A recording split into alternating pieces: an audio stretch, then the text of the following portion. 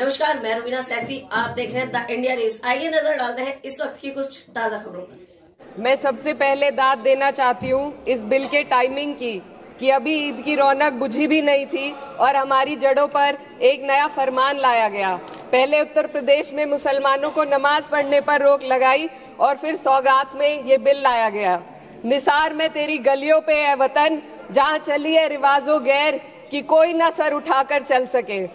मैं सभापति जी आपको ये बताना चाहती हूँ कि ईद के मौके पर एक विधवा महिला अपनी लड़की के साथ मेरे पास आई और उसने बताया कि वह एक वक्फ की प्रॉपर्टी में रहती है, वही उसके सर पर छत का काम भी करती है और उसकी रोजी रोटी भी वहीं से आती है। वो इस बिल को लेकर इतनी फिक्रमंद थी कि कहीं उससे वो उसकी संपत्ति ना छीन ली जाए। वो अकेली एक ऐसी महिला नहीं है, ऐसे लाखों लोग हैं जो वक्फ की गरीब महिलाएं जो वक्फ की संपत्ति से अपना रोजगार चला रहे हैं। और ये जो वक्फ बाय यूजर क्लॉज के हटाने से लाखों वक्फ की जायदाद अपना स्टेटस खो देंगी और लाखों लोग इसी तरीके के लोग सड़कों पर आ जाएंगे। वक्फ क्या है? वक्फ बाय यूजर क्या है? इसका ये मतलब है कि कोई जायदाद अगर सालों से दीन और भलाई के कामों के लिए इस्तेमाल हो रही हो तो वो खुद ब खुद वक्फ मानी जाएगी। हिंदुस्तान की अदालतों ने भी इस बात को तस्लीम किया है। वक्फ बाय यूजर सिर्फ वक्फ बोर्ड को ही मिली कोई खास सौगात नहीं है, ये बल्कि सभी अन्य धार्मिक ट्रस्टों को परंपरा और यूज के आधार पर बिना किसी डॉक्यूमेंटेशन के धार्मिक चरित्र को डिक्लेयर करने का राइट मिला हुआ है। भारत के संविधान के आर्टिकल 13 क्लॉज 3 में कस्टम और यूसेज को कानूनी वैधानिकता प्रदान करता है। इसी आर्टिकल से वक्फ बाय यूजर भी निकला गया है। इस बिल के कानून बनने पर वक्फ बोर्ड तो इस प्रोविजन से हाथ धो बैठेगा, लेकिन अन्य धार्मिक ट्रस्टों को यह सुविधा जारी रहेगी। इससे भारतीय संविधान के आर्टिकल 14 और 15 का सीधा उल्लंघन है, जो धर्म और जाति के आधार पर भेदभाव और कानून के सामने सभी की बराबरी पर जोर देता है।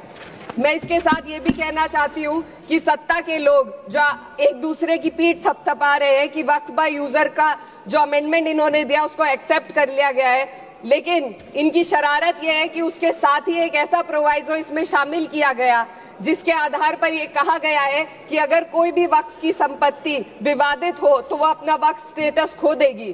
तो जो अमेंडमेंट इन्होंने दिया है, जिसको एक्सेप्ट कर लिया गया है, उसका कोई मतलब नहीं है। ये इनकी नीयत है जो साफ जाहिर हो रही है। सोने पर सुहागा एक काम और किया है। सरकार ने वक्फ की कानून के सेक्शन 107 को हटाकर लिमिटेशन एक्ट में 12 साल तक ही किसी के खिलाफ अदालत में जाने का प्रोविजन है। सेक्शन 107 में बोर्ड को लिमिटेशन एक्ट से राहत मिली हुई थी। वक्फ बोर्ड कभी भी अवैध कब्जाधारियों के खिलाफ अदालत जा सकता था। अगर ये सेक्शन ना हो तो अवैध कब्जा करने वाले लोग कानूनी प्रक्रिया का फायदा उठाकर वक्फ की प्रॉपर्टी को हड़प सकते हैं। अन्य धार्मिक ट्रस्टों पर भी ये लिमिटेशन एक्ट लागू नहीं होती, तो फिर वक्फ बोर्ड के साथ ये सौतेला रवैया क्यों किया जा रहा है? धर्म को देखकर दोहरी नीति क्यों अपनाई जा रही है? सेक्शन 107 और वक्फ बाय यूजर को अगर एक साथ पढ़ा जाए तो इससे लाखों वक्फ की प्रॉपर्टी पर कब्जा किया जाएगा। इसलिए ये बिल मुसलमान की भलाई का नहीं बल्कि उनके वजूद और विरासत को मिटाने का बिल है। हिंदुस्तान में बहुत सारे धार्मिक ट्रस्ट हैं जिसमें उस खास मजहब के लोग शामिल होते हैं और उसका इंतजाम करते हैं। और ये बात समझ में आने वाली भी है, क्योंकि जो व्यक्ति अपने मजहब के रीति रिवाज को जितना अच्छे से समझ सकता है, किसी अन्य मजहब का व्यक्ति नहीं समझ सकता। आर्टिकल 26 क्लॉज 2 के तहत धार्मिक संप्रदाय को अपने मजहबी इदारों के एडमिनिस्ट्रेशन का हक देता है, लेकिन वक्फ बोर्ड के बारे में इसको उल्टा किया जा। Sir 2 minute sir please 2 minutes.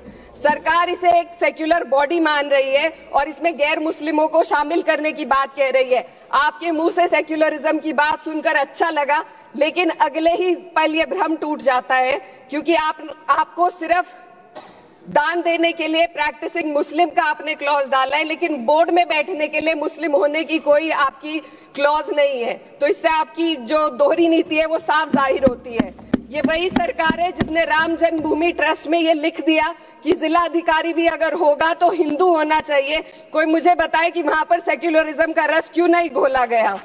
Sir, आखिर में मैं अपनी बात को खत्म करने से पहले महिलाओं का मुद्दा बार बार उठाया जा रहा है। सरकार का कहना है कि बोर्ड में मुस्लिम महिलाओं को रिप्रेजेंटेशन देंगे। इस कानून से पहले भी मुस्लिम महिलाएं बोर्ड में मेंबर रह चुकी हैं और मिनिमम 2 का प्रोविजन था, उससे ज्यादा भी हो सकती थी। सर, मैं ये कहना चाहती हूँ कि सरकार ने महिलाओं के लिए ऐसा कौन सा नया काम किया जिसका ढिंडोरा सरकार का हर सदस्य पीट रहा है।